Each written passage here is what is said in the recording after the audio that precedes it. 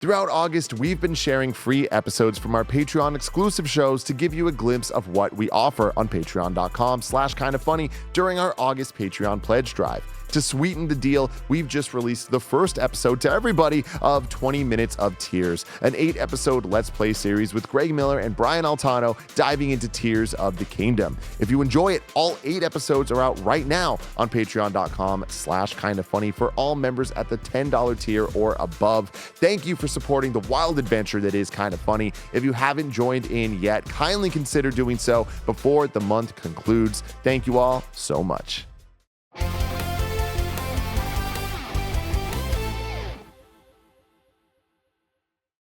What's up and welcome back to the Kinda Funny Gamescast. This episode, we are reviewing Starfield, one of the biggest Xbox and Bethesda releases of all time. Of course, I am your host, Tim Geddes, and joining me today is the new face of video games, Blessing Adeoye Jr. To infinity and beyond, Tim. To infinity and beyond. Of course, joining us as well is the Big Daddy himself, Greg Miller. Murph! Running out the side of the desk over there, we have the Nitro Rifle, Andy Cortez. Don't leave me, Murph. And our lead reviewer on Starfield today, welcome to the spare bedroom, Parris Lilly. Thank you so much for having me. Finally, I'm in studio on Gamescast, and the Star League needs my help to save the universe. I love it, man. I'm so happy to have you here. I'm so happy that you are, in fact, our lead reviewer on Starfield. We're going to be talking all about the game, what we like about it, what we don't like about it, every single thing in between, because this, of course, is the Kinda Funny Gamescast, where each and every week we get together to talk about video games and all the things that we love about them. You can watch it on youtube.com/kindafunnygames or roosterteeth.com. But if you want to listen to it as a podcast, search your favorite podcast service for Kinda Funny Gamescast, and we will be right there for you. But if you want to go above and beyond, patreon.com/kindafunny is where you want to be. You can get the show ad free. You can watch episodes live as they're recorded, a whole bunch of bonus content as well. And you can be a Patreon producer like Jedi Master Deadpool, Delaney Twining, and Logan Delaney have done. Today we're brought to you by Rocket Money and Netflix's One Piece, but we'll tell you all about that later. You've waited long enough. You need to know, how good is Starfield? So I want to start with you, Parris Lilly. How good is Starfield? So, I've been playing this game for 2 weeks. This is a game that you will absolutely buy an Xbox for. But on the Kinda Funny scale, I gave it a 4 out of 5. Oh. And the reason being, that means it's great. Okay. Starfield is great.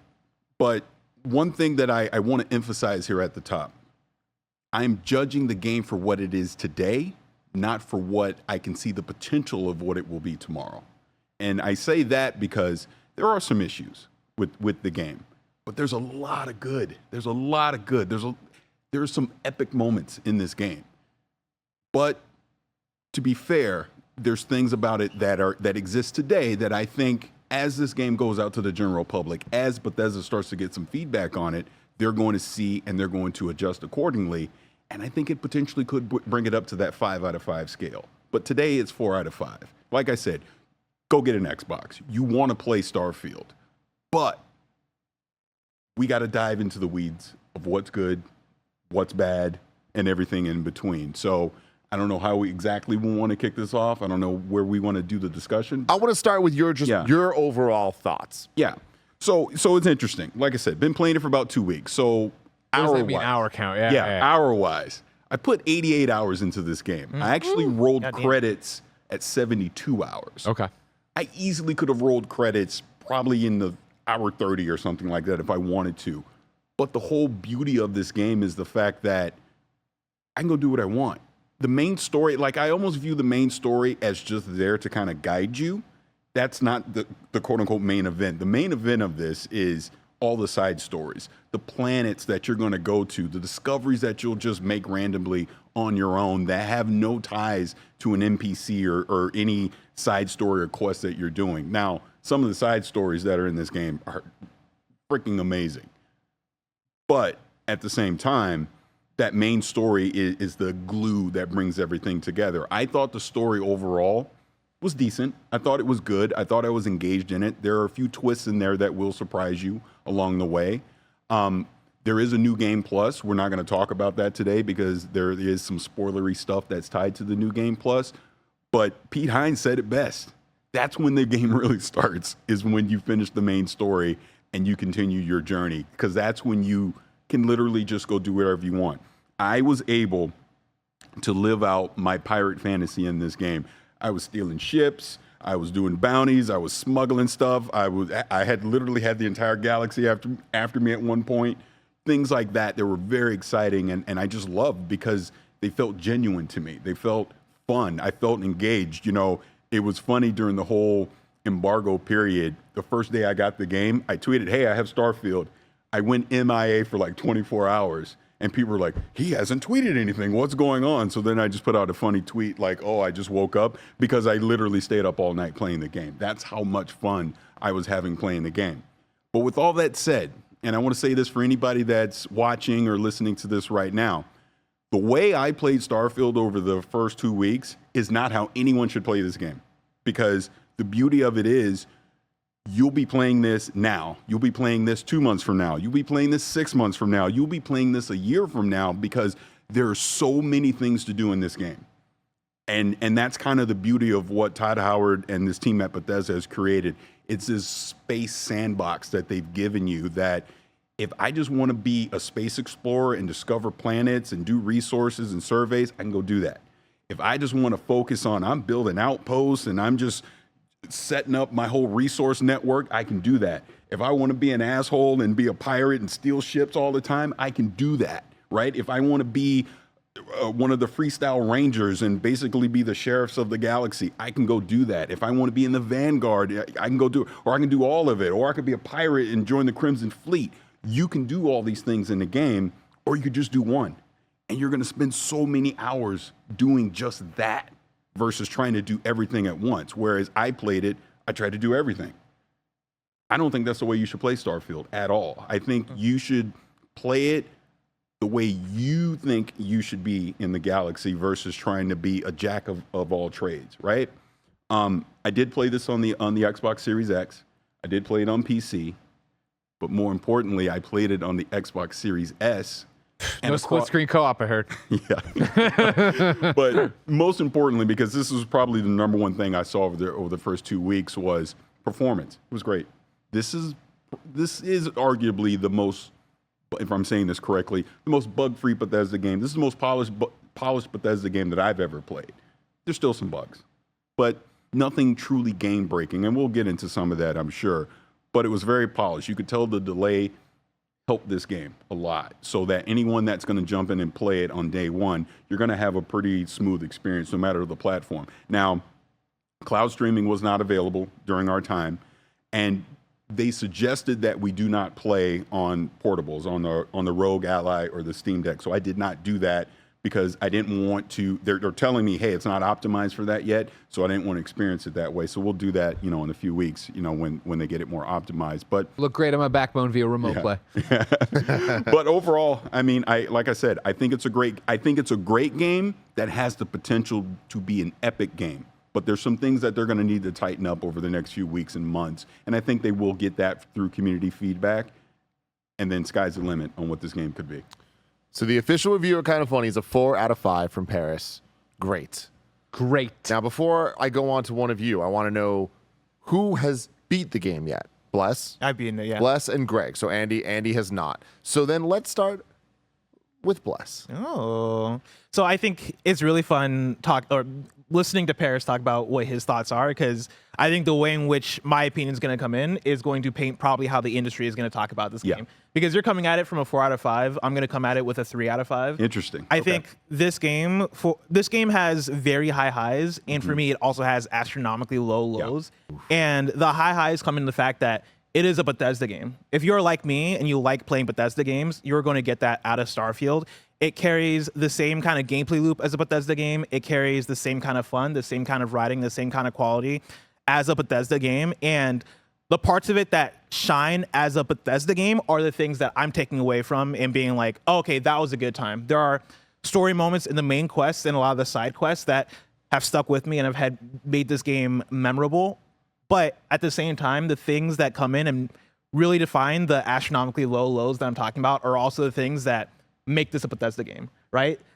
Starfield is a Bethesda game. It is also a Bethesda game from 2015 in a lot of ways, where it carries a lot of archaic systems. It carries a lot of lack of quality of life features that you've seen games over the years come in. And this isn't me just talking about Baldur's Gate 3, because I think that's going to be a big comparison, because the game is coming directly out after Baldur's Gate 3, and Baldur's Gate 3 made such a big splash not only just a month ago, but this is me bringing in experiences with Baldur's Gate, experiences with Disco Elysium, experiences with Outer Worlds, experiences with Zelda. So many different RPGs and open world games that have come through and really redefined and modernized the way in which we talk about open world games. So for me, I think there are 3 big failings that I have found in Starfield, and those are quality of life, Bethesda jank, and the content being lackluster in a lot of the places. Starting off with quality of life, there is a list of things where I go through and I start off Starfield and I'm like, wait, really? Like, this is what we're working with here, right? Like, the game loves you being in loading screens and menus, more so than any game I've played this year. This game wants you to be in menus. To travel from planet to planet, you gotta go into that, go into your start menu, go into either the mission log or the star map menu. If you happen to be in the wrong star map menu, where it's like the galaxy as opposed to the planets, then you gotta click in, then you gotta like click the planet you wanna go to, unless it's in a different solar system, then you gotta like grab jump to that system, and then you gotta land on the planet. There are so many steps to do the exact things you want to do and get to the exact places you want to be, and for me, that's a big hindrance. The control scheme on controller is very janky. Like, it is not good. I did not like playing this game on Xbox. I found a way better experience when I switched over to PC, and I ended up playing most of the game on PC, both for the performance of it, but also because I think the mouse and keyboard experience with this game is just much better. The map I would describe as horrendous. I do not like the map in this game. There are, depending on, I guess, how you're playing, where you are in the game, there are multiple different kind of maps that you have. Again, you have the galaxy map, you have the space map, and then you have the surface map. The surface map being the maps for the planets that you're on, right? And on those, you have such little detail for where the points of interest are, where if you're looking for something like a store, or where I can fix my ship, or where I can go to buy guns or whatever, that stuff is just absent from the surface map in a way that I think is unforgivable for the way that this map is designed, right? There are simple things that I wanted to do in my playthrough of, oh yeah, let me just go to the store and buy some med packs so I can have heals for this next mission. And I had to text the Slack and be like, yo, where do you guys get this stuff? Like, where can I go to actually get these things? And I think on one hand, the game kind of rewards you for the familiarity of, okay, I found a spot. Like, I'm always going to Aquila City in this specific place so I can buy my med packs or I can buy my ammo. And then if I need to get ship stuff done, I'm going to this specific place. I forget what's the main planet called? I already forget what it's New called. Atlantis. New Atlantis. I'm going to New Atlantis to get ship stuff done. And like, Technically, it's a city called New Atlantis on Yes. Jemison. Come on, guys. but yeah, I had to like, Act like you played 80 hours of the game. Wow. I had to find specific things. Well, you know about the spot in the well. I want to catch people up, right? I played 40 hours. I've beaten the game. But yeah, stuff like that. The map, I think, is really, really bad. Even something as simple as a conversation log is absent from the game, where you're going through, you're talking to NPCs, and I kind of like I really like reading back through conversations to catch up on like, okay, did I miss something? Okay, what did they say earlier? And I can't even do that, right? Even things like mission descriptions for when you go through the quest, when I pick quests, they have that, but it's so like, it's only like a couple sentences. It's abridged to quite the degree. Very abridged to the point where I'm like, where there are certain missions where I'm like, okay, let me catch up. What am I doing here? And I read the mission description. I'm like, really? That's all? Like, that's all you're going to give me? Like, I really want the breakdown of what's going on here so I can make the right decision. Yeah, going from step to step, where like step 3 tells you, well, this and this happened now. Step 4 tells you an updated version. I agree with that. But that's a lot of quality of life stuff that I find issue with. When it comes to Bethesda jank, I think Parris is right in terms of this being probably the least buggy Bethesda game. It's still quite buggy. And also I think more so it's just janky, right? There are moments where I think Roger might have caught this in when we recorded our first hour of gameplay, where I turn around and my gun is just like inside of a door, just jiggling around and doing all this stuff. There was a time where I walked out of a structure. I walk outside and I see a ship. And like some of these ships are on loop where they'll land on a planet and then take off. I walk outside, one of those ships landed and took off within the span of like 5 seconds, like 5 times. Where it like flew off, came back, and like was just doing like a sped up loop for whatever reason, and it took me out. And then like an enemy I needed to fight spawned out of nowhere. I'm like, what the fuck is going on here? Like this game is wigging out. There are times where my game crashed just from me trying to travel to a specific planet. And I tried it multiple times in the same planet. My game would just crash. So I had to go over to Xbox and do that on there so I could actually get that done. More jank stuff following NPCs sucks, right? You have like the missions where you have to like follow somebody and they move at such an awkward speed, right? Where it's like, it's like too fast for walking speed, but fast enough to where you have to like try to keep up. Yeah, you can't run. And so like you run 2 steps, stop. You run 2 steps, stop to like try and keep on pace with them. That kind of stuff are things that feel like, make it feel like an old game, right? These are systems, mechanics, things that have been fixed in other games that I am surprised to not see fixed here. And then my last thing here is lackluster content where, you know, like I mentioned, there are shining moments in this game. There are missions that I'm going to remember for, oh man, yeah, Bethesda did their thing here, right? Both moments in the main mission, but then also moments in side missions where, yeah, Parris is saying, join the Crimson Fleet, do this thing. And like some of those missions are really dope. But then at the same time, there is so much side content that feels so spread thin. Like it feels spread throughout a universe where one of the things that I really wanted to do was join a corporation, a mega corporation in Neon. And I was walking, it was my first time getting to Neon. I was walking the streets and I passed by a sign that's like, you know, apply today to work at mega corporation. And I'm like, oh, sounds really cool. And so I did it. And then I go in for a job interview and it was like really cool at first. And I was like, dude, this is really awesome. I do the job interview, I get the role, and I start doing missions that are just me working for basically the Amazon of this universe. This is so funny. And I start doing it. Like legitimately everything I'm saying is accurate. And it's really cool when you start it. Guy walks in the door, blessing, you're off lunch in 20 minutes, all right? Like, no, the first thing that happened, I walk in and the guy's like, oh, are you here for the interview? And I'm like, yeah. And he was like, cool, yeah, good luck. You know, I'll be here on your way out. I'm like, all right, cool. Sweet. Like, sweet. All right, I'll see you, man. Now, did you ask him to escort you to the office? No. Because he gives ridiculous instructions. And he's like, I can take you. I'm like, yeah, take me. I'm not going to be able to remember. No, he gave me the instructions. He's like, take a left here, take a right, go up the stairs, do this. And I was like, no, I'll find it. And then I got lost. And then I had to go back and be like, can you tell me where it's at again?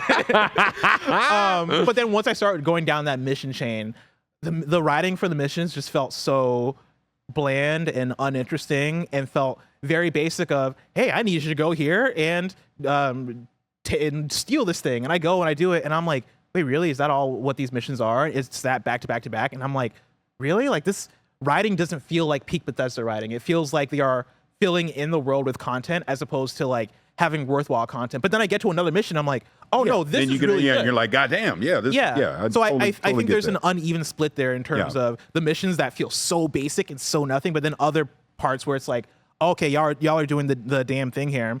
But with that, there is a string of main quests where it is very copy and paste, and like these were back to back to back to back of like the same kind of main quest. Where like the best analogy I can probably give would be like Assassin's Creed Towers of, hey, yeah, just go and like do this thing, and then you come back and you do it again, and like they're a type of main quest that you have to do. I was very shocked when I did them, and they were all just straight up the same thing.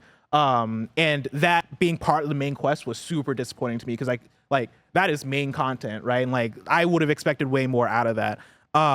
But yeah, there's way more I can get into. I don't want to burn it all here, but for me, I am a strong 3 out of 5. There are shining moments. There are moments that really brought me back. There was one day where I was ready to come in here and be like, this is a 2 out of 5. But you know, there are really good moments in this game that brought me back. And I think there is that fact of, if you love Bethesda games, if you're somebody who loves Fallout, if you love Skyrim, there's a lot that you can get out of Starfield. For me, Starfield is just not one of the best RPGs of the year. Greg Miller. Hold on, Parris, you got something to say? I don't want to take too much time, but because I do want to elaborate on everything that you just said. That is my exact point, that I see the potential of where Starfield can go when it gets rid of some of the jank, when it kind of fixes some of those quality of life issues, because the number one for me was the inventory system. Horrible. I mean, just flat out, it is not good. It needs a complete overhaul. And I think as people get their hands on it, they're going to see that, and they're going to get a lot of feedback on that. So I think some of these things they're going to be able to resolve. You know, in the short term, some are going to take way longer to do. But I do think for everything that you just said as far as what's not working with Starfield is pretty spot on. So Greg, you beat it. How many hours you put in, and where are you putting it on the KindaFunny scale? I am 40 hours plus in. I've rolled credits. I am deep into New Game Plus. Again, we don't talk about that though. And you know, next year in March 1st, it'll be 17 years of reviewing video games professionally. And I don't think I've ever seen a better example of your mileage will vary. What I mean by that is that this is such an interesting game in terms of what you put in, you get out of it, and how much you're willing to put up with. Everything both Blessing and Parris have said I agree with, right? It's that kind of game. I see all of these things in there. To not beat around the bush, what am I giving on the scale? I'm not prepared to review it yet. I've rolled credits. I'm deep into New Game Plus, and honestly, post credits, like, not to, quote Pete Hines from a PR stunt or whatever, right? Like, I do feel that like post credits changed kind of the way it framed the entire game. And so now it is like, oh man, I want to keep playing this. What I'm prepared to say is that I've had a 4 out of 5 great time with it so far. I have had 5 out of 5 moments. I think the game is a 3 out of 5 when it comes to looks. I've had 5 out of 5 performances in it, literally, that made me tear up, like on the verge, if not fully crying. I have had 2 out of 5 performances where I'm like, is this someone who dropped coffee off at Bethesda that they're like, get in the booth and say something? You know what I mean? Like, it is that entire thing. And get me in there. You know what I'm saying? Andy, 1,000%. I know what you're saying, and I'm right there. So where that all nets out overall, I think gets into a more spoilery discussion. I think there's a lot to go on in terms of it, but I think the main argument to be had here is what your expectations for Starfield are and what you're willing to put up with. And what I mean from the top of that is that way back in the day, when we were preparing for Fallout 4's review, you asked me, hey, what would make it a disappointment? And I was like, if it was just Fallout 3, but in HD, it was just a modern Fallout 3. And it was a modern Fallout 3. And then Fallout 76 has come and da-da-da. And I've noodled this idea for a while of Bethesda RPGs. What you been noodling on, Gray? Fallout 3, we all lost our minds for because it's an amazing game. Skyrim, so many people lost their minds for because it's an amazing game. But both of those games, I feel we looked at and might have said, oh, well, they didn't know what quality of life was. They didn't know that this thing would be advancement. It was what they were being held back was what gaming was at that time. But we've seen at bats now where I think we have to have this conversation of like, listen, Bethesda is great at making Bethesda games. I will be shocked if in a year they've changed the inventory, because I think this is just how they do inventory. This is just what it is. And I think it is ridiculous when it comes to be not even over encumbered, the way they use the cargo hold, the way they do anything else. It's chaos. And like, then you can switch ships we've known, right? So like, I get a better ship, but I put all my stuff in there, but then this mission required me to use an older ship, so I did it, which overloaded my old cargo hold, but then I needed to put in the stuff to repair the ship, but I couldn't put it in because the cargo hold was overloaded. What's about stressing, man? And like, I'm 30 hours into the game, and I'm like, you know what? Jettison, and I'm just shooting resources into space that I've never used. Greg, there's a crewmate of mine, MIA. Don't know where she is. Don't know. I hope she's okay, wherever she is. But like, Lynn? You put everything in her pocket. No, just like somebody I found and recruited. Like I loved her being in the crew because of what she specialized in. Don't know where she's at. I hope she's somewhere safe. I hope she's like living. But did you give her a bunch of stuff? Is she carrying a bunch of your stuff? No. Okay, she was just on my ship, and then stuff happened, and now I don't know where she's at now. But can I say this? With her. Can I say this about the inventory system? Yeah. Because it is my #1 gripe with this game. For a game that is it literally is encouraging you to go out, discover these planets, find these resources, get like the creation engine, the way the attention to detail that they have on these levels. It is literally encouraging you pick up everything that you freaking see.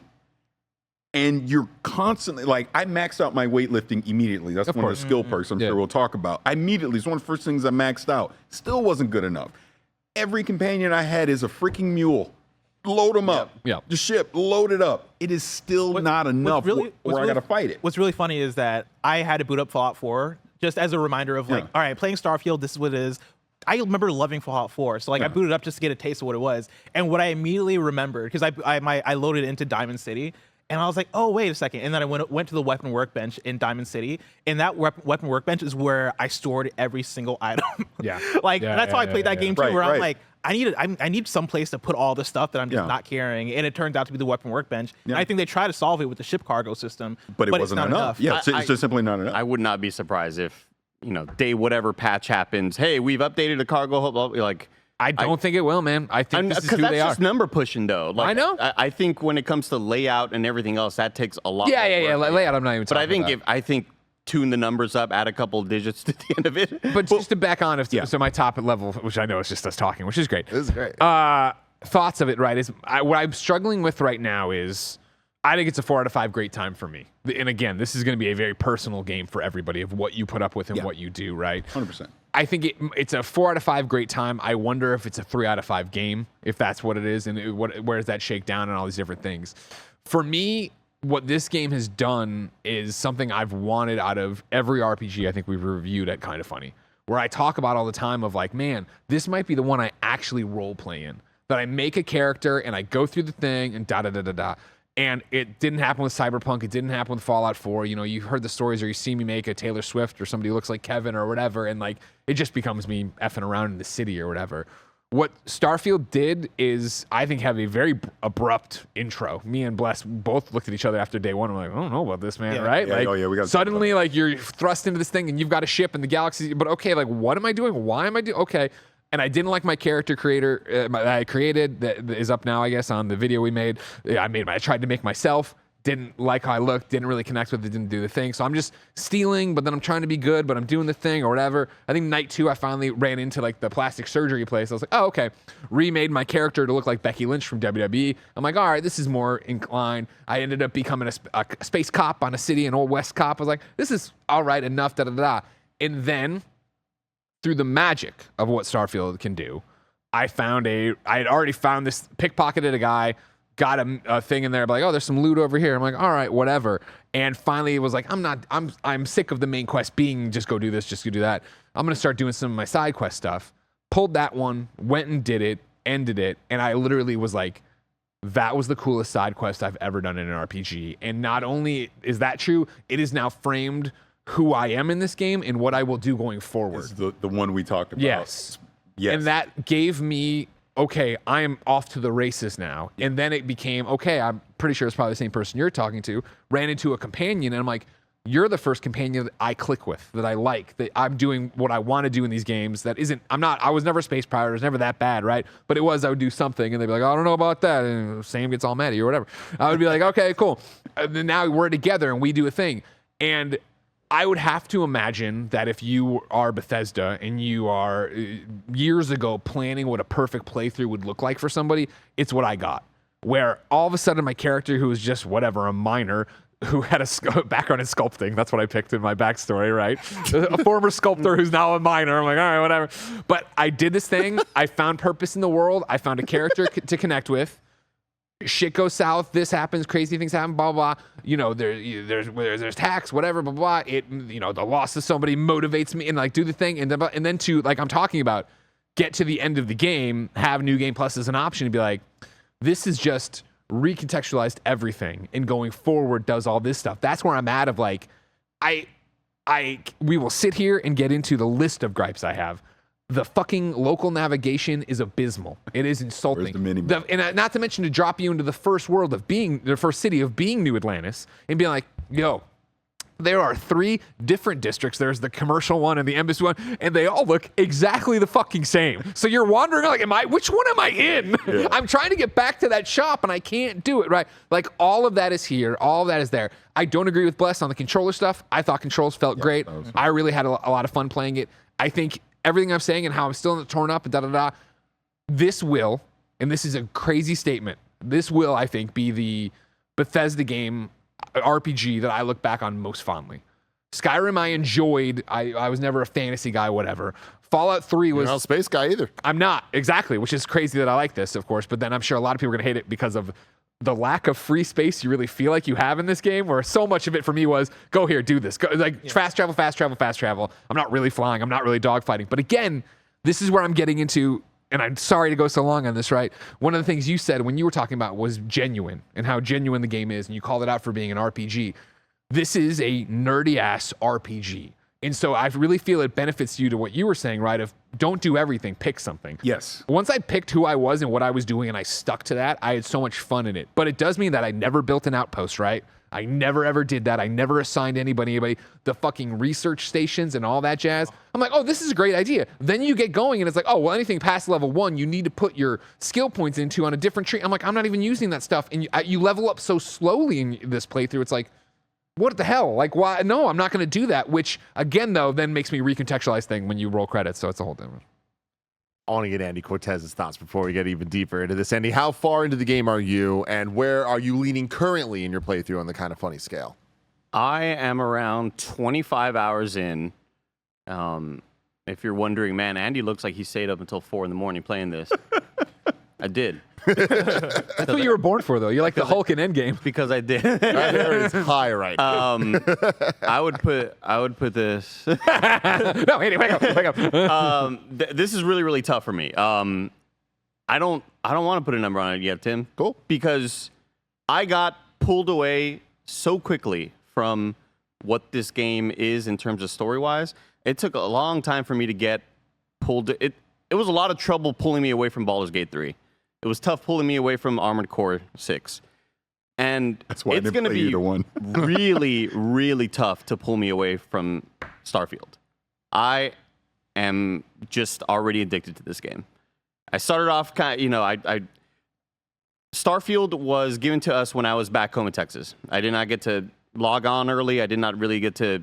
I downloaded it on my little laptop back home. I was like, this is not the right time to do this. I have a big old beefy PC at home. Let me wait till I get back home.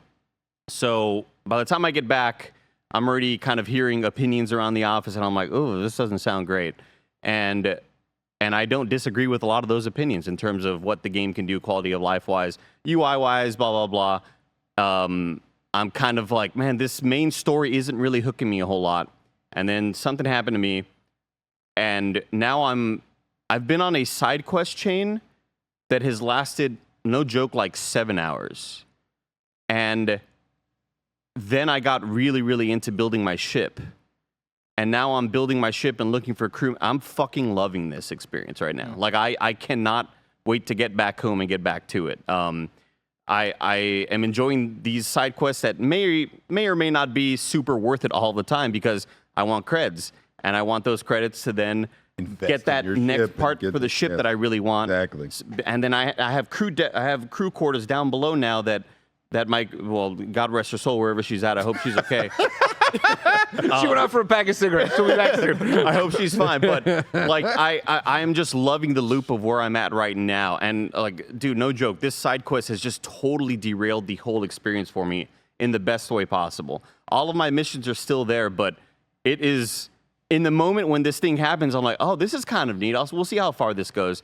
And it hasn't ended in like the last 7 or 8 hours. It is a fucking awesome experience, and I hope people can get into that moment. But I think that's the whole thing is finding your moment. Oh, for right? sure. Yeah, you got to sure. Yeah, and I obviously your mileage may vary is like totally applicable because you may not be on the same planet and run into that same NPC or get that same side mission. And I knew that was going to be a problem with a game this large. I knew that you were going to get really, really varied opinions. And if you just mainline the story and you're like, story was kind of decent, blah, blah, blah, and the gameplay, whatever, UI, not awesome, totally understand all of those issues. I'm playing on PC.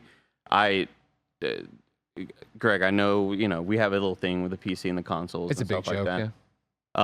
Like this game is stunning on PC. I have been taking so many just little video captures. I don't even know what I'm gonna use it for. I probably won't use them for anything, but there's just so many good moments, like the interior lighting and the volumetric lighting and the volumetric fog and all that stuff. It is gorgeous whenever I'm in interiors and my little homie robots running around and like everything looks so incredibly good. I'm really impressed by the automated motion capture, not motion capture, but the automated sort of animations. I know that some of them can be very, very jank, but I think when you talk to some NPCs and when the lighting is hitting them just right, I'm just like, God damn, this is like really close to Cyberpunk, which I think is like the pinnacle of the pinnacle, right? I'm enjoying my time with it. I think the game is gorgeous, and I am really, really digging what I'm doing right now, which is like, this is the game I wanted No Man's Sky to be at launch.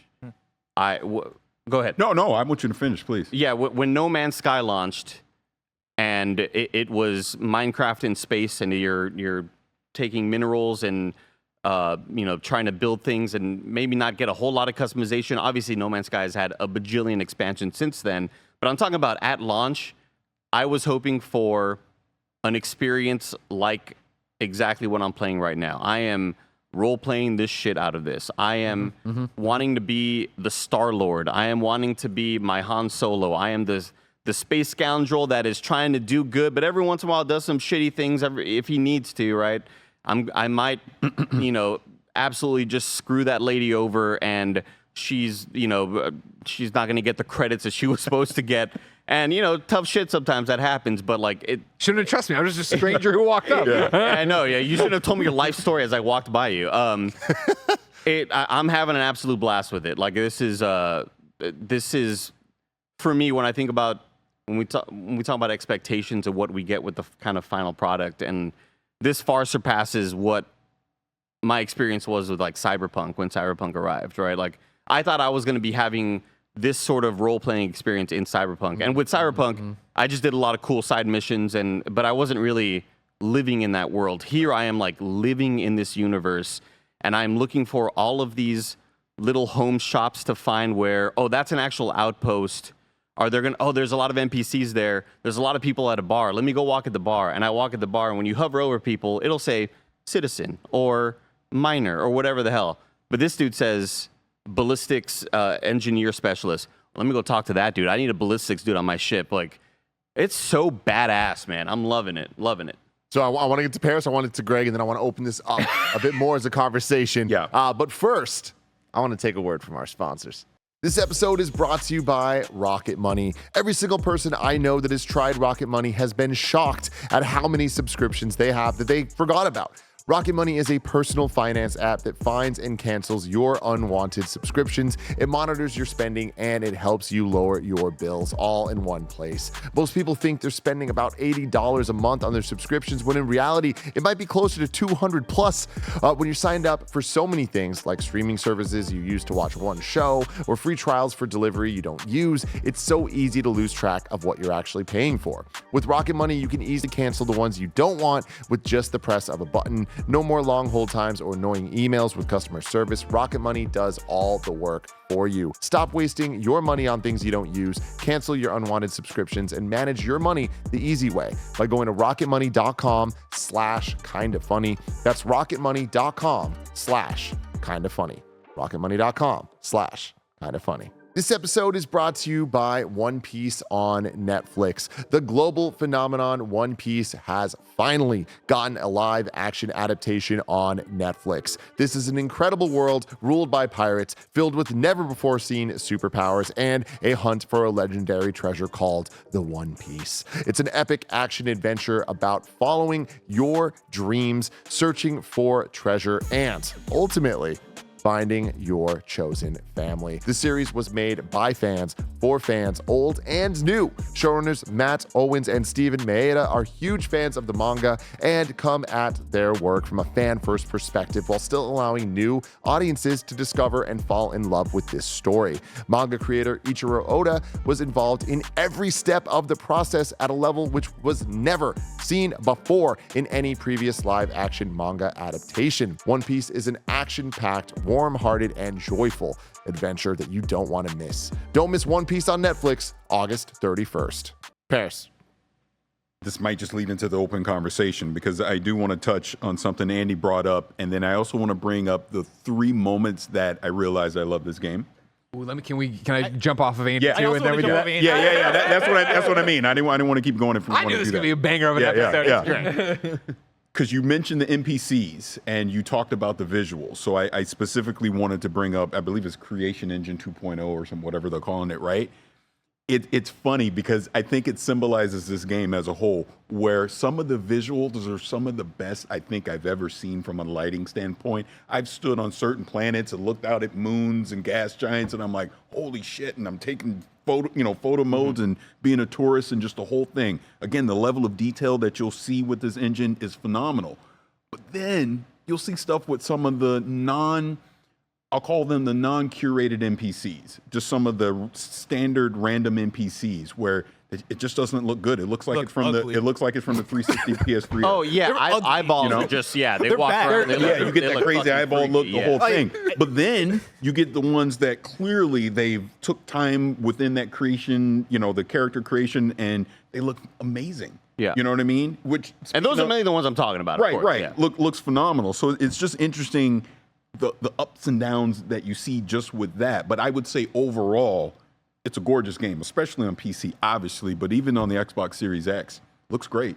Yeah, I wanted to jump in with environment design Yeah. specifically because I do think I'll call it set design, right? The set design of when you walk into some of these settlements, when you walk into like a space station and there's like people living there, and you walk in and it feels and looks like a lived-in place. Yes, it those really were the does. parts of the game where I'm like, this looks incredible. Like it brings me back to, I think I said the same thing about Cyberpunk, right? Where in terms of the style and like how much it oozes like genuine, we're curating a space here. We're making this place look like, what if a group of pirates actually stayed here and lived here and went to the bar here, and like, what does that entail in terms of what you need in terms of, this person is like, doing sales for this part of the station, and like they really do such a good job in creating an environment. But then, in terms of the character design, that's where I kind of disagree as far as like, I think a lot of those characters look really ugly, and it gets really awkward when you talk to them and you're talking to them from like a bit off center, where they then have to like this learn. whole thing, like where that they're, happens all they're the sitting time. at the The bar. bug? Like, oh, what do you want to do over there? they Why turn the around. fuck are you bending your Like, neck like that, turn Walter? around. I had to talk to someone through someone else's butt at some point. Like the camera angles were crazy. And like when I finish talking to them, and then they like do this.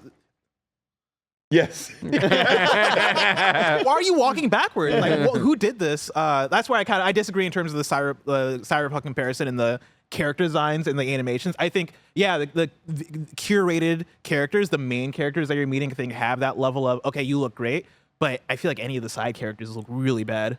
Greg, I want to jump to you real quick, like to address the Andy statement there. Sure. Well, I had a bunch of things I jotted down from Andy, right? I think one of the things, again, where I'm like, is it a 3 out of 5 game that I'm having 4 out of 5 fun with kind of thing or whatever? And why I think I'm more towards a 4 out of 5, right, is that 40 hours in, credits roll, new game plus going, right? I also can't wait to get back to it. When we were building up to credits last night, I was like, all right, this has been good, but I think I'm going to roll credits, and then, I'm going to do X, Y, and Z indie that I have in my box right now, get ready for Baldur's Gate on PlayStation, et cetera, et cetera. And then once I rolled credits, I was like, no, I need to get back, and I need to do this, and I need to see this. And I think one of the things you called out was, you're making memories here, right? You're making your own thing. That's the biggest back to the RPG thing is, as the character, making a history there that I really am connected with these characters and what I did and the choice I made here or whatever and blah, blah, blah. But then also you talked about being derailed, right? And what we all find out of the game. I saw the ballistics dude. I hired no one for my ship, right? I let 2 people on, my companion and then another person that we're not going to name names that I just liked from earlier in the game. I was like, fine, you roll with me because I like you and I want to get you out of this Not Barrett, cave though. you were I hated Barrett. Oh no! I hated Really? Barrett. I eventually liked Hey, Barrett. man. I did not like Just like real life. Just like real Come life. on. But on top of like, I didn't do this and I didn't do that, blah, blah, like the lock picking. Mike has been asking for a new lock picking mechanic or whatever. I have a story. Well, here's mine. This is a book I have that had all my notes from Ben birth classes, and now it's just little lock pick diagrams. Because you want to talk about getting derailed for hours? I would just sit there and be like, well, it's going to be easier for me. I needed to visualize.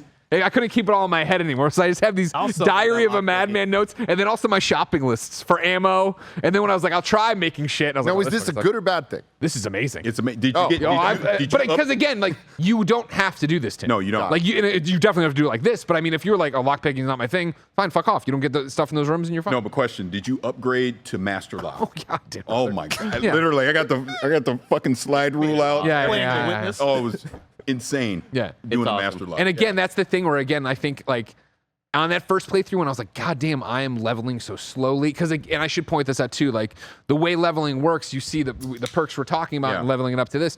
Like when you go in and you get the first thing, as you do fill in the top row of each tree, you then put in enough that you start unlocking the ones below it or whatever, right? It all sounds great and easy, but the idea, one of the parts there is like, you put it into health, so you're getting 10% more off of health packs. Great. Before you can unlock number 2 of that, it's like, use our health pack 5 times, use it the next Right. one 10 times, blah, blah. You have That to complete sounds the easy, challenge. but then sometimes they are like, Yeah. use this many bullets, take this much damage, run this much encumbered. So it actually becomes like, it's not super quick to do it. Then also Bethesda bugs. I had a whole bunch of stuff, like I was using med packs and they weren't registering there. I should point out that after day 1 patch, it did seem like that. All of a sudden they started popping. I was like, okay, maybe we're back on track. But the majority of my playthrough still was like, oh man, what the fuck's going on with that? So anyways, it was the whole thing of like, I love lockpicking. I'm pouring it into lockpicking. I am doing lockpicking. I am like, even if I was like, I saw a key on somebody's body, I wouldn't pick it up because I would go lock pick the damn thing, so I would get credit for picking the lock, so I could get the next level of lock picking. Right? We've already brought this up in terms of it's going to be really, really tough to not compare it to Baldur's Gate 3, especially with what that game has done to just show us, like, oh my God, this is when you are max level power. This is what an RPG looks like. And there are certainly a lot of disappointing situations when you're talking with NPCs, and in Baldur's Gate 3, it feels like anything you tell somebody, the next time you talk to them, they're going to remember the last thing you said or how you made them feel, and that's how they're going to react kind of realistically. And there have been many moments here where I'll steal something, and then they get mad at me, and then I walk up to them, and then they're like, "So here at our shop, we have," and it's like, "Ah, man, I wish you were reacting in this moment. This doesn't feel as realistic as I'm wanting it to feel." Can I jump in on that, or? Oh, go ahead. That's one of the things I talked about blessing on day 1 or 0 or whatever you want to call it, where it was like, I feel, especially coming off of Baldur's Gate 3, which is such an amazing RPG, jumping in here, the seams showed so quickly. Where it was that, oh man, this still is just a Bethesda game, which again is a great game. Don't get me wrong, I'm not taking away from it. But it was that, like, you jump in, you know, all right, cool, you're this person, you joined Constellation, we explore the stars, okay, cool, I lead it, I'm gonna come with you on your first mission. Okay, I do that, I get that, oh, Sarah didn't like that. I go back and we drop off the thing and we're in the, you know, main, like, meeting space, and she's like, all right, well, I should say congratulations and welcome to Constellation. I'm like, all right, cool. And then I that was like the canned thing that I talked to her through, and then I hit her again, and her face literally, like, turned in on itself, frowning, like, I can't believe what you just did. I'm like, oh man, like this feels like Hall of Presidents shit, where you had the program, welcome to Constellation, everything's, and then I was like, oh, couldn't we have done another take of that line if you were already mad at me? But like, that's not how this system works. That's what a Bethesda game is. I want to contribute to the Baldur's Gate 3 comparison, but more so in a positive light for Starfield, right? Because I do think that comparison is the thing that took me out early on in the game, where in the dialogue and talking to these characters, immediately I kept thinking about Baldur's Gate 3 and how natural those conversations felt, right? And when you get into something like romance in Baldur's Gate 3, it feels so natural. You have characters that you want to simp for, right? Like, and I guess in terms of like how much I like the characters in Baldur's Gate 3, like I look at Karlach, or I look at Shadowheart, or I look at Lae'zel, or any of those characters, and I'm like, I can see why I'd go for you. I can see why there's people online that are simming after, what's the vampire dude's name? Yeah, that dude. My guy. My guy, vampire guy. My guy, vampire man. I can see why people are sipping after this guy. Whereas there is a romance aspect to Starfield where just randomly you can flirt with your companions, and these characters have zero riz. Like, it's that thing where I'm like, none of these characters are hot. Like, they barely look like real people. Like, I don't know how I feel about this aspect, but the more and more I play Starfield, the more and more I identify the type of RPG it wants to be versus the type of RPG that Baldur's Gate 3 is, where, you know, I think this game has opened my eyes to, like, oh man, this is almost like more of a sim, RPG, where you can, like, do what you guys are talking about, right? I can go and I can join the Crimson Fleet, and I can do this whole quest line that's really cool and really dope, and I can make my own outpost and do whatever the fuck I want in the way that I want. It's not necessarily about these, like, deep storylines, these intertwining things that characters remember. It's all about the sandbox, and that is the RPG that Starfield wants to be. And that might take away from, if you're somebody looking for the Baldur's Gate 3 level of, you know, writing and curation and all this stuff, right? That takes away from that. But I 1000% see what y'all are talking about in terms of living in this world and wanting to be in this world and how enticing this world is, especially when you pick a direction, go in it, and like just get to experience it as it is. Exactly. And see, and that's like what I was saying at the top, and then, you know, I was saying it after you gave your impressions as well. This is the way we played this game is not the way to play this game during review. It just simply isn't. The fact that both of you didn't want to put a score on it, I kind of didn't want to either, for that very same fact that there's still, like I said, I'm almost 90 hours into it, and I feel like now I really feel like I know exactly what I want to do and what I want to focus on in this game. One other thing. Well, let me jump in there too, because everybody here knows that I'm not the replay game guy. Yeah. Like, I just don't do it. And that's why, like, I'm so fascinated to not only want to replay it again, but replay it again. Yeah. And I do wonder how many times I'm going to replay this to see the different thing and do this different things. Right. And the game feels like it's rewarding me for that. And not even just with decisions, but with the way my character is, you know, changing, whatever you want to call it. But one thing I wanted to bring up before I forget is, at the beginning, it took me probably about a good 4 hours to really get into the game because they throw so many. Yeah. There's so many different systems and things that you need to learn and understand early on that it wasn't that I wasn't having fun. I just almost felt overwhelmed in a way. And then once it kind of got you out of that, I don't know if you want to even call it a tutorial mode, but once you got out of that early mode and the game opens up and you kind of have the freedom to do what you want, that's when it really started clicking for me. Yeah. And that's when I felt like I can now play this the way I want to play it versus the way the game is telling me I have to play it. Sure, and I think that's probably one of the reasons I'm excited to replay. Yeah. Is the fact of like, okay, I get it now. Yeah. It's a buffet, and and in my opinion, for playing it, I shouldn't be tasting everything, right? I should say that, all right, well, this trip to the buffet is for the sushi, and this trip is for the pasta, and this trip is for the, you know what I mean? And role play it that way. Do you think it says something about the game, though, that it felt like it took you that long to really understand like where to navigate yourself throughout it, Greg? Like specifically, and just like understanding what the game is and how you want to live in it? No, I think that's a more and more common occurrence with video games, right? I was, you know, when we reviewed, this is a very different comparison, but it'll get there in a second. Oxenfree 2. Like, Oxenfree 2 was another one that when I beat it, I immediately was like, well, I want to restart it because that's how these games go. And doing that and then having the context of what happened and who the characters were that seemed like when they when first Blush dropped them on me and I was like, who are you? And you're only here for 2 seconds and I don't see you again for 2 hours in this game. I don't know what the hell it was. And Oxenfree is a much shorter game. To get there and then be like, oh, I actually liked you. I didn't realize I didn't know I liked you. Now it means more to re-go through that way. This one, I think it is, you know, there's something to be said where I think the pace at which it moves in the front, where you literally go from, I'm a dude in a mine or a gal in a mine to suddenly like, oh, I have a spaceship. Like, that's like a 30-minute journey of like, oh, I own a spaceship now. Okay, cool. And now I got to go talk to these strangers who accept me. And that's weird. But then again, as you then, it's to get you out into the universe, to get you doing what you want, because they're damned if they do, damned if they don't. If they eased you into it, so many people drop off because it's boring or they have the promise of space travel or whatever. Like, again, it's an ingenious way, I think, in the full circle thing to get back to it of like, oh, okay, you did this and then you learned what's happening in the universe you're in. Yet another, mark down the tally, yet another comparison here from Baldur's Gate 3. The persuasion system, I think, is really crappy. I was about to get into it. I don't like it. I think it's so immediately satisfying in Baldur's Gate 3 to roll a fake digital dice and see, like, am I going to succeed this check or am I not? It wants me to roll a 15 or above. This is a tough one. I have only 5 out of a 20 chance to do this. It's like immediately recognizable. And in Starfield, you level up your persuasion just like you level everything up. You add a skill point, right? And then in order to be able to add another skill point to go to level 2 persuasion, you have to successfully persuade 5 people in conversations.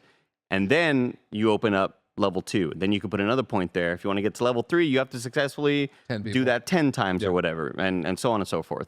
And the way that these conversations go down, I think, is super erratic and unnatural. And if I'm talking to somebody and trying to tell them, hey, you should listen to your son, he knows what he's talking about, and the person goes, well, I think you're wrong, come up all the options, right? And there are 6 little slots that I need to fill up in order to succeed this whole persuasion. I could go for the one, I have 3 tries, by the way. Yeah, you'll see the 6 blank slots at the bottom, the number 3 for tries, and then your choices that have. Your choices would be +1, which is like the easiest one possible. It's only going to fill in one of those 6 slots, but you do the one and you're kind of like almost guaranteed to nail that one. And then if you want to go for the 6-pointer and just do it in one try, that's going to be really, really rare. But you don't know percentages. You don't really know exactly what you're working with. You just know that, oh, that one's red, so that one's tougher. And I wish it's really just as simple as putting a percentage on it. What are the odds that I'll get this red roll and just do it in one try, right? Sometimes you go for the red, boom, you failed it. So you have no slots filled in, you have 2 more tries to do it. You could go for that again, or you could go for the 3-point answer, which might be medium difficulty, but I still don't know what my odds are. And then plus, going through those conversations, the person's like, well, I think you're wrong. And then you tell them, maybe we can compromise. And you go, maybe you are right about compromising. I guess we could talk. And you fuck up another skill check, and they're like, well, turns out you were wrong. And it just feels really back and forth, and it ebbs and flows in a very unnatural way. I wish it flowed as well as you're talking about, because for me, like it is legitimately a random of, you want to do this thing, right?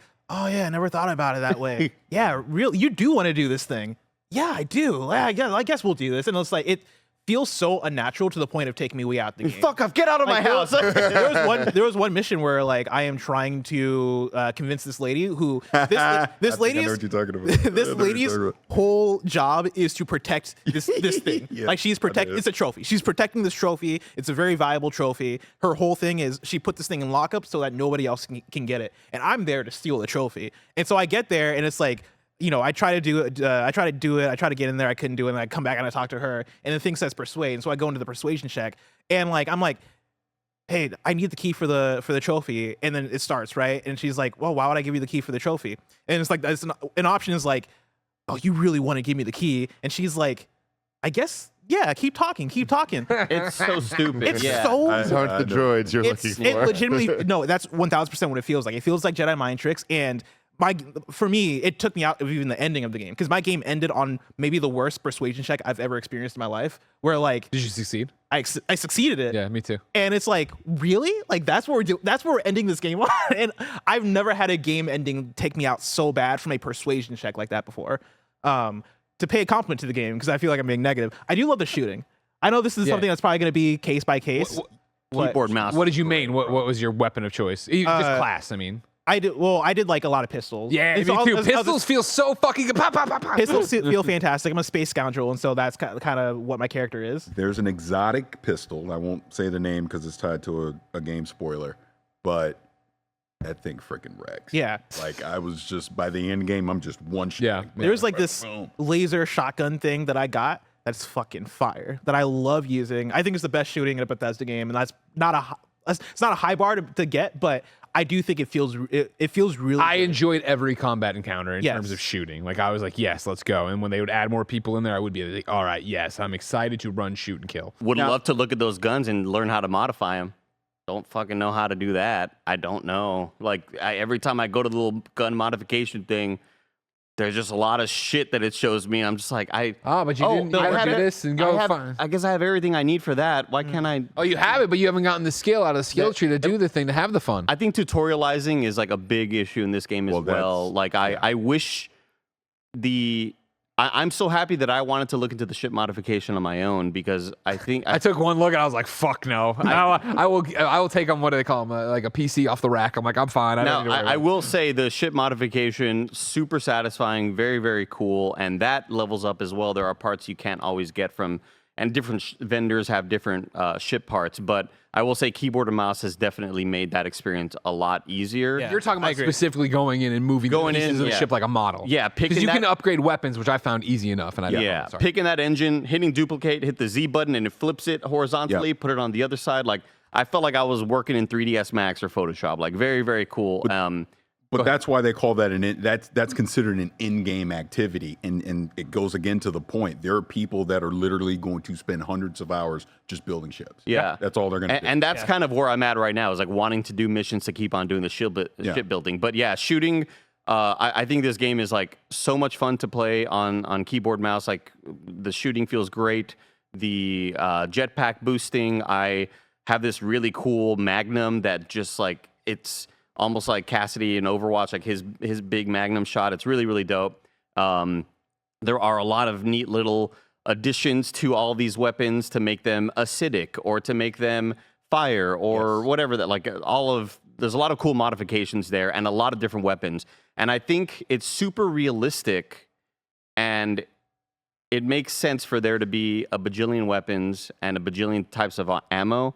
I just hate that there is a bajillion types of ammo. You got to write it down. There are write down what you're looking for every time you show. I'm looking for 27 .27 caliber. It makes sense to me, right? This universe is big. There's a lot of different planets. There's a lot of different gun manufacturers on each of these planets. It wouldn't make sense to find that random gun in this other planet. Like I get where they're going. They're coming from it from a logic standpoint. There's a lot of shit that doesn't make sense in this game logic-wise. So I don't know why they're so true to their word here. But like.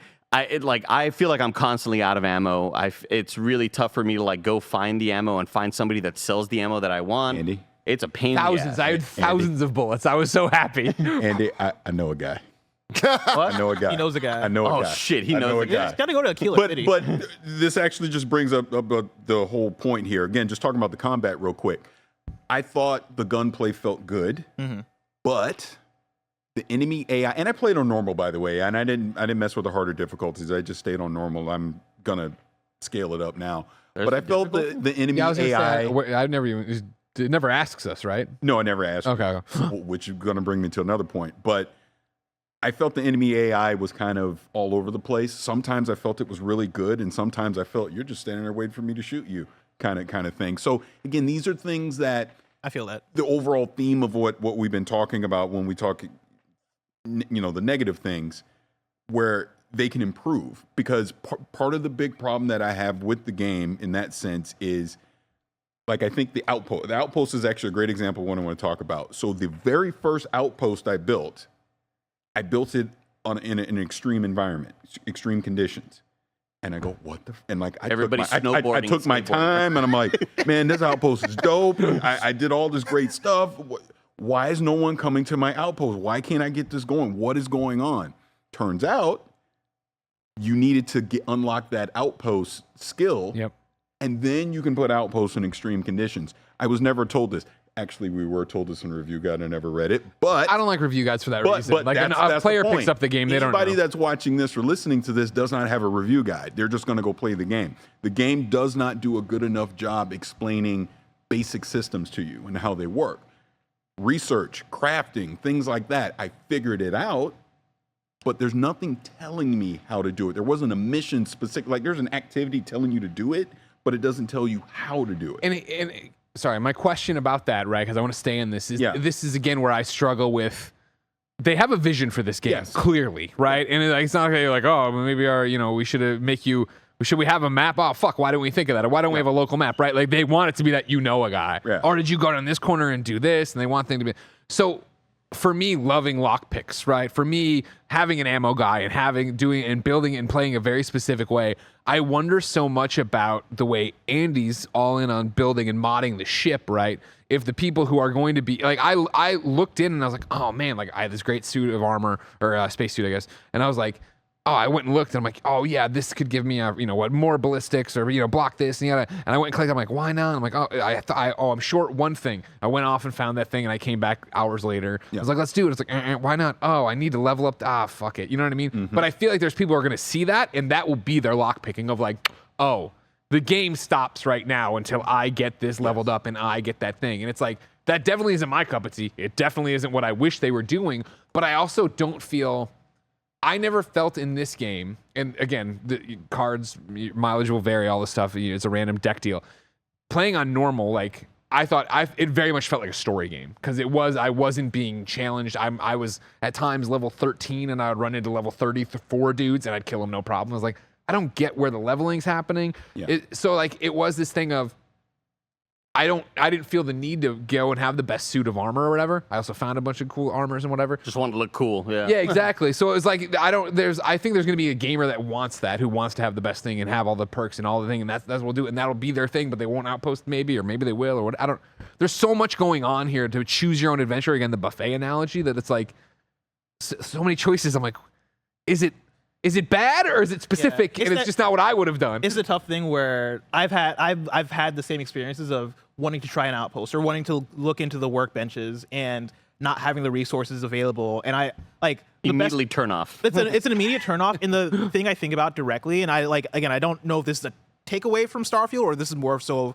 this is what Starfield wants to be, is I think about Zelda Tears of the Kingdom. And I think it might have been Imran or somebody who's tweeting about how good the harmony is in the game between you exploring caves on the surface and finding bright bloom seeds that are going to help you in the underground. And when you're exploring the underground, you might find some zonite that's going to help you level up your battery. And like when you're flying in the air, you might find a thing that's going to help you on your ground. Like whenever you're doing one thing, you're helping out another system in the game. And as I'm playing Starfield doesn't really have that between its disparate systems. And so its systems feel so disparate. And I think they kind of want it to be so that people can really pick a lane. But if you're somebody who's coming in, you're like, I just want to play Starfield for the story and just experience the game the same way I experienced Skyrim or Fallout, I think you're not going to have as great of a time because you're not. I'm like, you look at one thing and you're like, well, I don't have any of this shit to help out building a base or doing this or doing this. So I'm just not. Because I wasn't playing No Man's Sky. Like I wasn't going to random planets and, oh, this planet has beryllium. Let me go find like. That's a completely different when play when I try style. to cook Yeah. and it said, "Do you have any calcium?" Like, why the fuck would I have calcium? I'm a space pirate. So I want to jump in on that. You bringing up Tears of the Kingdom, the conversation y'all are having about the lack of tutorialization in this game, the amount of things you can do that seem to need a lot of different resources and all of this. All of you have played this game in a reviewer sense, like back to back, just hours binging, all that stuff. Do you think that by design, this has been kind of made to be a Tears of the Kingdom-esque community experience of people being like, how do you lockpick? Oh, I know a guy in real life. You know what I mean? Like that type of thing. And like, if so or if not, like, is that the right decision for this But game? see, what you bring up is actually a great point that I did not think of until you just said it. Maybe so. Maybe that is the point. Maybe it is to get us to kind of collaborate together, but not everyone's going to do that. It makes me wish there was like an Elden Ring message system, because Elden Ring kind of does the same thing, right? Where it's like these games kind of expect you to talk to other people and have that social experience, but because of that, they have systems built in that help you talk to people. And so here's, I agree with everything. This is such a fascinating take. I would say, again, and this will sound preposterous, as this is an Xbox published game. I would say this is a game by Bethesda for Bethesda fans. And I do 100%. think Bethesda fans are the type to go on the message board, do the thing, you know what I mean? Like when they put out that direct and all the devs were up there just talking about the nerdiest shit possible that they were all excited for, we all got excited about different things there. And I do think that, again, like Fallout and Skyrim have found such enormous success that you do forget that they are clunky, nerdy-ass RPGs. And this is a clunky, nerdy-ass RPG that I can't wait to get back to, even and learn. I know I am eventually going to build an outpost in a playthrough. I'm going to be like, I know, whatever. I can already picture, here are the 5 best places to find calcium on this planet. Like all those TikToks, Please like- send that to me. I'm trying to eat. Hey, Blessing, we listened to the review, and here are the 5 things you need to go get. But here's the problem about what Greg just said. I don't disagree. The most hardcore Bethesda fans are going to just devour this. They're going to love it. But let's just talk in the real world here. This has been marketed and pitched as basically the big game for Xbox. This is the generational game for Xbox that we're getting right now, right? This is going to sit alongside Halo and Gears as examples, right? But what you just described is not going to be for the general audience. And I'm not saying that Bethesda needed to dumb down the game and simplify it. I love this. I just think there needs to be more early on explanations of how certain things work to get more people willing to try it. Examples that Andy's talked about and that Blessings talked about, there are things there that if it doesn't seem easy enough to get started on, I'm just going to give up and not do it. I think that could be the experience on certain things for a lot of people. I think the stuff with the shipbuilding, again, it's considered an in-game activity, but people are going to try it early on. Ooh, this seems too intimidating. I'm not doing that shit. Well, I'm not building any ships. I'm not doing outposts. What do you mean I got to collect all these resources? Like there's a mission, and it's not a spoiler. There's a mission that is basically the plot of WALL-E. Wow. And you got to get a lot of resources to be able to complete this. I ain't gonna lie. The first time I saw it, I was like, man, F this. I don't want to do that. Peace out, Wally. But I came back to it and did it. But there's going to be some people. Wally's But here's floating what- out there in space on my Stick with crewmate. me on this, right? Stick with me on this. Is that, you said, I'm not saying they need to dumb down and simplify this. Yeah. My argument would be that they did, and this is it. And what I mean is that I think this is a mass market appeal Bethesda RPG that you could drop in and you could just chase the main mission, and you would be, I think, you would be disappointed. But here's my point. Here's my point is that I honestly feel like it's kind of the frog in the water on the stove.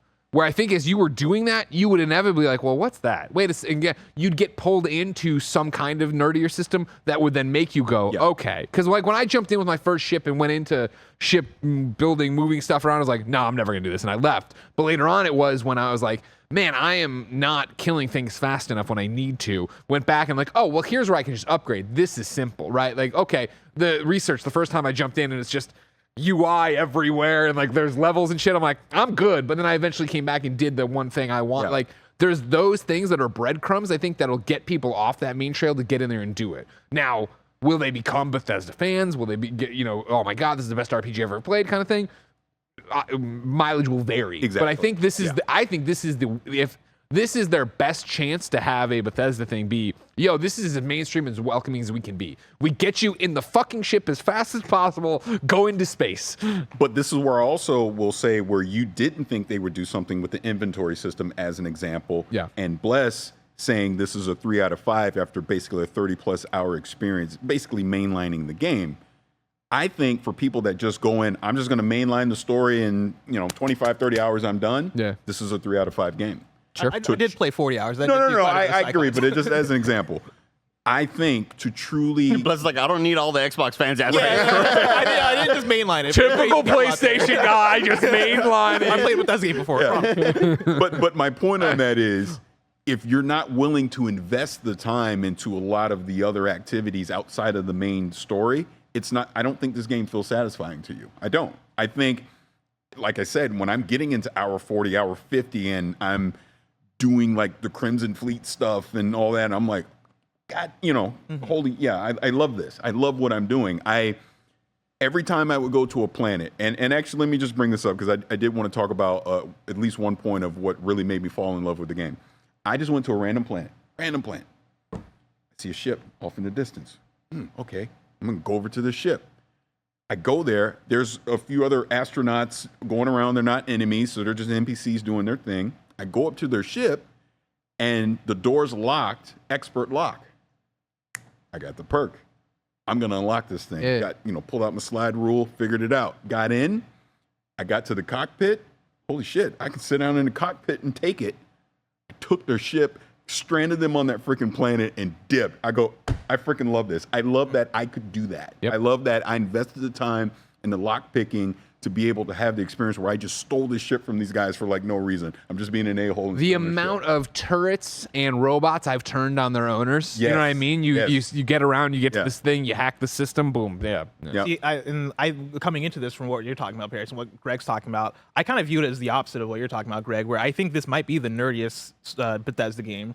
I think when you're talking about mass appeal and you're talking about something that's made for a wide audience to get into, I look at something like Skyrim and Elder Scrolls. And Skyrim, I mean, we know how much Skyrim sold, right? But that's also a more traditional open world RPG where you look at a direction and you see a mountain and you go, can I go there? And then you go to that mountain, right? That's very literally what Skyrim is. It's less about sandbox as well. Yeah, it's less about sandbox. Whereas Starfield, I think one of the reasons why I'm turned off from it, right? It's like not the main reason. I think there's a lot of other stuff too. But like, yeah, it is a Bethesda game that is probably the dream Bethesda game, right? It's probably the dream Todd Howard game. Let's make a game that lets you define your own adventure. And we've seen so many different takes on that, but this is what this is. And I think that is going to make people choose how they want to play this game. And that's the thing that's not as mainstream of a choice. That's the thing that's not as natural of a choice for people playing games.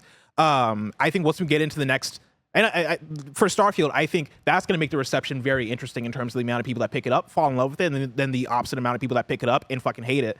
Once we get to the next Elder Scrolls, I think we're back to business in terms of, all right, here's your mass market, easy for anybody to get into game. I think this is nerdy Bethesda as I look at it. I mean, let me tell you the most nerdiest I felt in a while, right? And that's saying something. That is saying something. You seen his anime pop Holy collection? shit.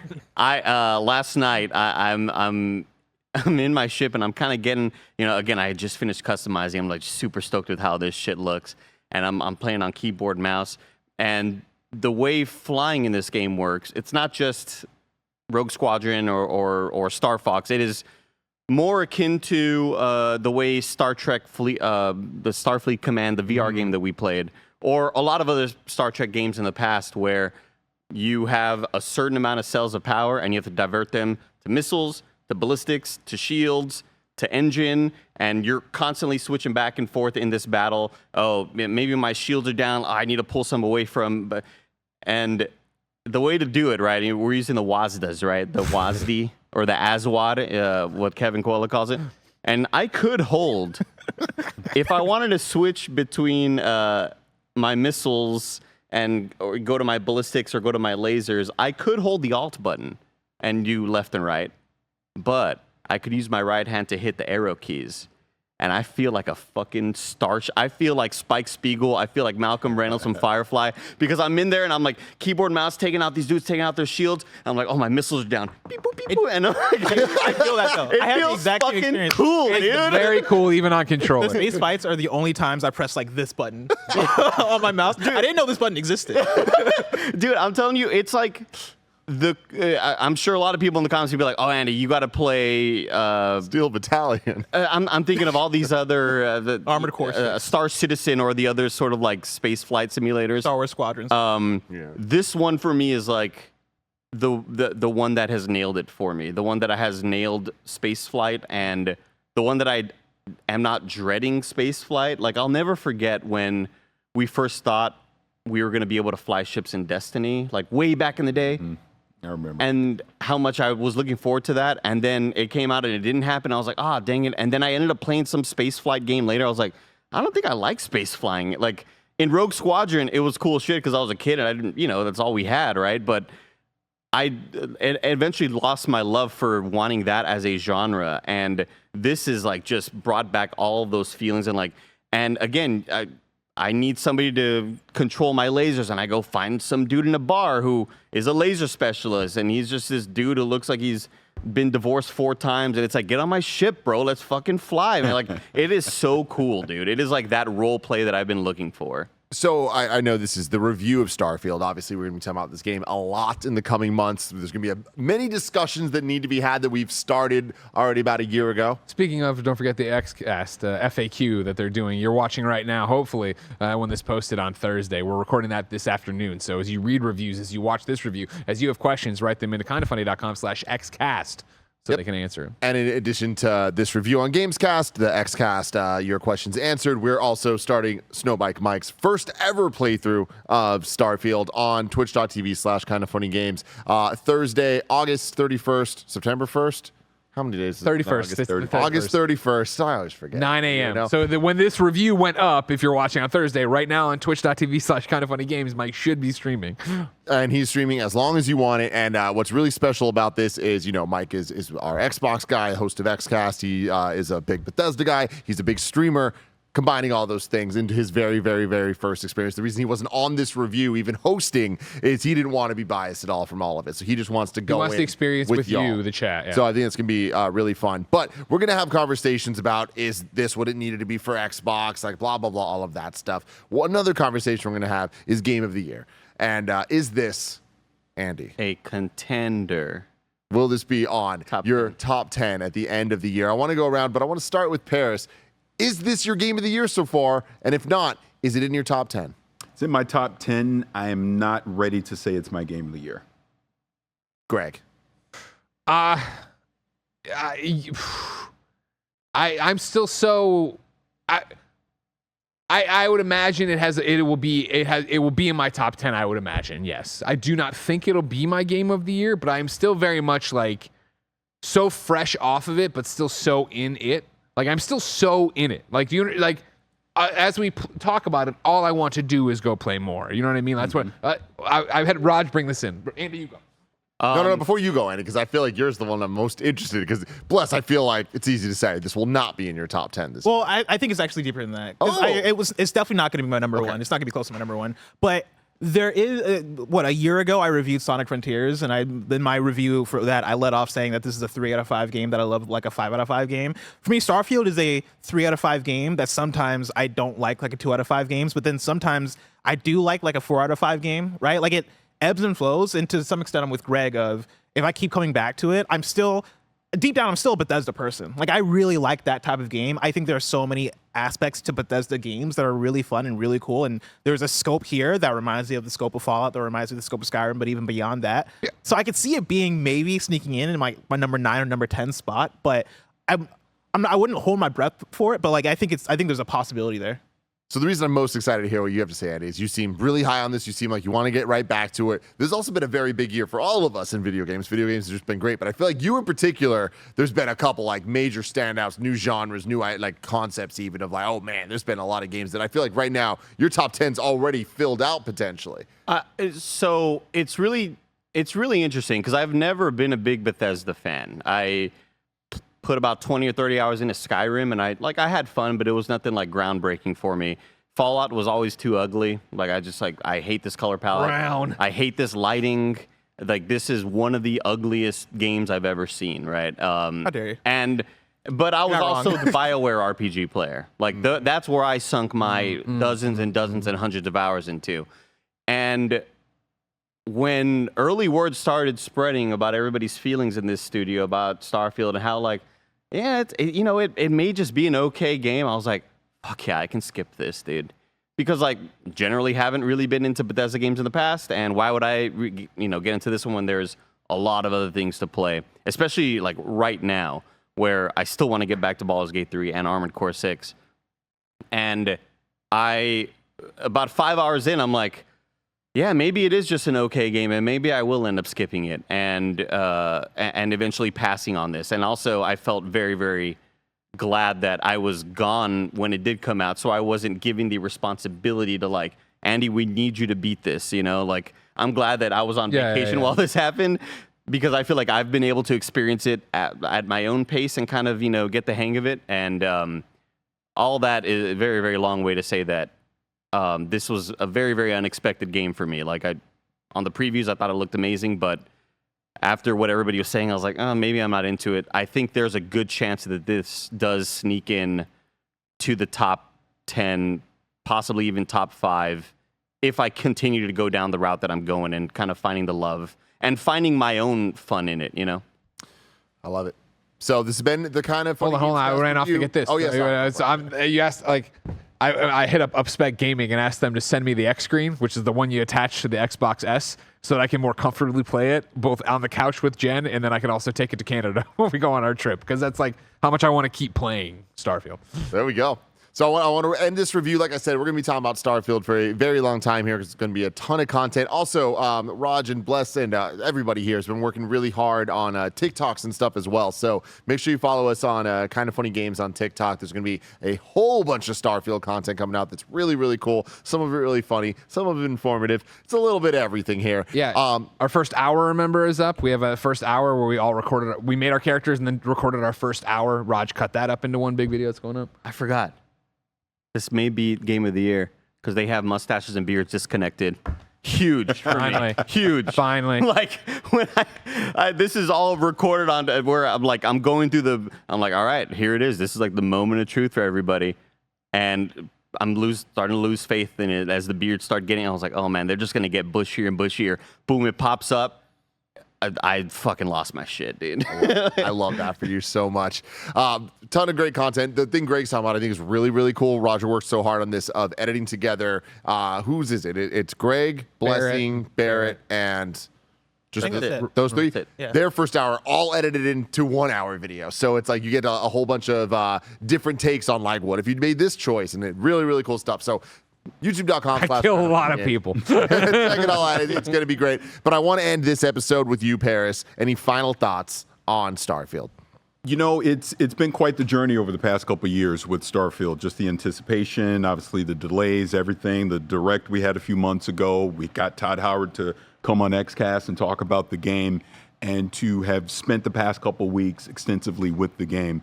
I just feel is well worth my time. And I would say to anyone out there watching or listening, you'll go buy an Xbox to play this game. There you go. Let us know in the comments below how excited you are for Starfield. A lot of y'all are going to be able to play it probably by the time you're watching this, right? The early access. Is it September 1st, right? But I think internationally it starts rolling out weird. Crazy times for everybody. But until next time, I love you all. Goodbye.